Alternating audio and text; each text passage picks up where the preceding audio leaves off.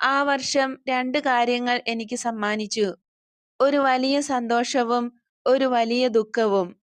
പള്ളിയിൽ ഗായകസംഘം രൂപവൽക്കരിക്കപ്പെട്ടപ്പോൾ എന്റെ ശബ്ദമോ ശ്രവണമോ വേണ്ടവിധം നല്ലതായിരുന്നില്ല എന്ന കാരണത്താൽ ഞാൻ അതിൽ തിരഞ്ഞെടുക്കപ്പെട്ടില്ല. അതായിരുന്നു എന്റെ ദുഃഖത്തിനുള്ള കാരണം. എന്നാൽ ആദ്യ കുർബാന സ്വീകരണത്തിന് മുമ്പ് അതിന്റെ ലീഡർ എന്നോട് പറഞ്ഞു, "മരിയ ആഗ്രഹിക്കുന്നെങ്കിൽ നാളെ വരാം." ഞാൻ അങ്ങേയറ്റം സന്തോഷിച്ചു. കൃത്യസമയത്ത് എത്തി.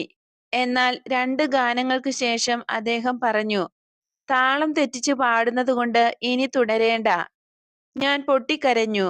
സ്നേഹത്തോടെ എന്റെ അമ്മ പറഞ്ഞു, "ആദ്യ കുർബാന സ്വീകരണ വേളയിൽ എന്റെ പ്രാർത്ഥനയായിരിക്കും എന്റെ ഗാനാലാപം എന്ന്." ആദ്യ കുർബാന സ്വീകരണത്തിനെത്തി. തൂവെള്ള ഉടുപ്പ്